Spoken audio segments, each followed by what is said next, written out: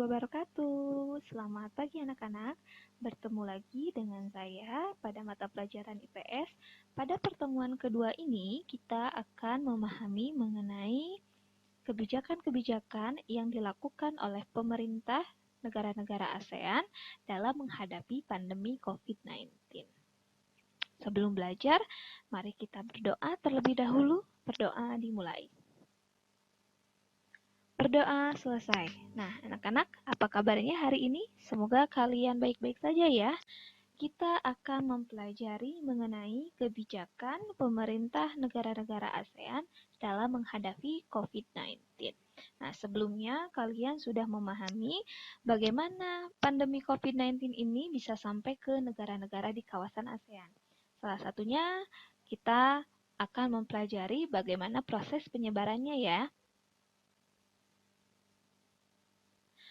COVID-19 atau kalian kenal dengan corona adalah salah satu penyakit flu yang asalnya dari Wuhan, Cina. Kemudian menyebar ke berbagai wilayah di kawasan Amerika, Eropa, Asia, maupun Afrika. Kita berbicara mengenai kawasan-kawasan Asia. Ingat, kita atau negara kita adalah negara-negara yang masuk ke dalam organisasi ASEAN atau Association of Southeast Asian Nations.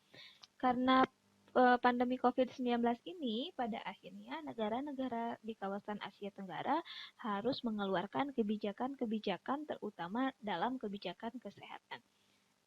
Apakah kalian sudah tahu apa itu COVID-19? Yuk kita pelajari.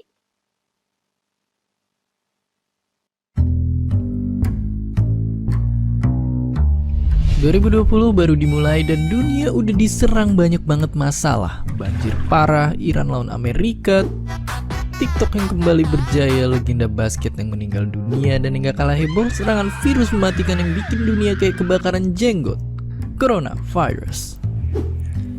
Sampai saat video ini dibikin udah ada ratusan orang meninggal dari ribuan pasien yang ketularan yang udah nyebar ke puluhan negara dan masih akan terus nambah.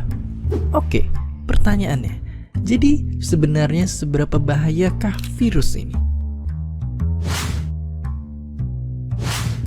Singkatnya, virus yang satu ini bahaya banget. Karena bayangin, saat ini belum ada antivirus buat nyembuhin penyakitnya. Artinya, mereka bisa leluasa nyerang badan kita tanpa perlawanan. Ya, gampangnya mereka itu kayak parasit. Bukan yang nipu-nipu biar keluarga bisa tinggal di rumah bagus, tapi biar sederhana bisa kita anggap kayak gitu.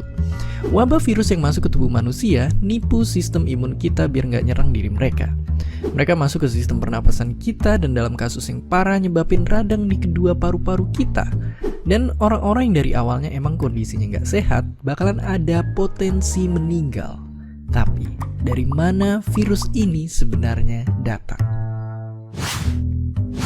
Jadi awalnya virus ini ditemuin pertama kali di Wuhan dan dipercaya menular dari hewan-hewan liar, termasuk dari kelelawar dan ular yang dijual di pasar. Virus ini lantas hinggap di tubuh manusia. Tapi nggak cuma nular dari hewan, kan yang bikin lebih serem. Sekarang virus ini juga gampang nyebar dari orang ke orang sesimpel lewat batuk atau bersin. Karena makin menggila, pemerintah Tiongkok sampai ngebatasin orang-orang di Wuhan untuk nggak boleh keluar masuk kota, biar bisa nekan persebaran virusnya. Orang-orang pinter dari berbagai belahan dunia pun ikut bantuin Tiongkok untuk terus neliti dan ngembangin obat untuk virus ini. Ngomong-ngomong soal antivirus, coronavirus bukan penyakit pertama yang jadi wabah dan nginfeksiin banyak orang di seluruh dunia. Ada penyakit Ebola dan Zika juga sempat viral beberapa tahun lalu. Untuk yang penyakit pernapasan pun, kita udah pernah berhadapan sama SARS di tahun 2002 dan MERS di 2012. Kedua virus itu pun nyebar ke manusia dari binatang. Dan lewat rentetan penelitian, kita selalu berhasil nemuin antivirus untuk melawan mereka. Nah, kalau dibandingin sama kasus-kasus lama yang mirip, coronavirus yang sekarang sebenarnya nggak makan korban sebanyak itu. Misalnya kalau kita bandingin sama kasus wabah virus Ebola atau penyakit MERS yang mirip coronavirus yang sekarang, tingkat kematiannya itu jauh lebih kecil. Meskipun begitu, tetap aja kita mesti siaga 45. Sambil nunggu antivirusnya ditemuin, kita sendiri bisa ikut ngelawan coronavirus dengan seenggaknya ngejaga diri kita biar nggak kena penyakitnya. Caranya gimana? Sama kayak berlindung dari flu biasa. Sering cuci tangan, tutup area mulut waktu batuk atau bersin, dan jaga jarak dari orang yang lagi sakit. Untuk sekarang kita di Indonesia mungkin masih aman dari virus satu ini.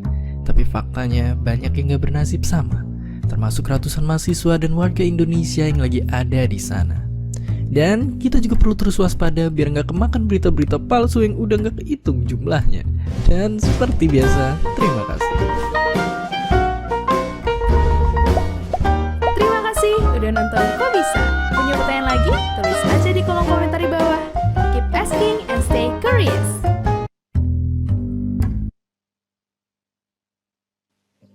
Nah, kalian sudah lihat ya bagaimana coronavirus ini bisa berkembang di wilayah-wilayah kawasan ASEAN.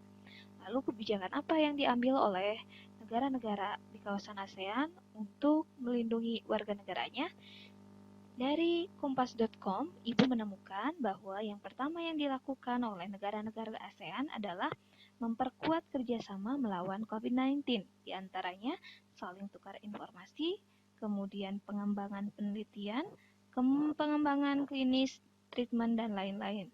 Sedangkan di dalam perdagangan, negara-negara di kawasan ASEAN meminta agar para menteri ekonominya dapat mengimplementasikan hasil pertemuan yang diselenggarakan pada 10 Maret untuk menugaskan dan memastikan berjalannya konektivitas rantai pasokan yang ada di kawasan negara-negara ASEAN.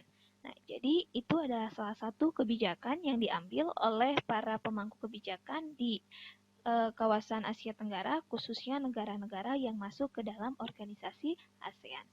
Lalu bagaimana cara kita untuk mencegah COVID-19? Yang pertama, jangan lupa untuk jaga jarak. Jaga jarak adalah salah satu cara untuk menekan munculnya pandemi ini. Yang kedua adalah dengan cara memakai masker. Masker adalah salah satu bentuk upaya kita untuk melindungi badan kita dari masuknya virus corona.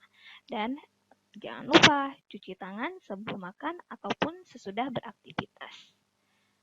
Cukup dipahami ya?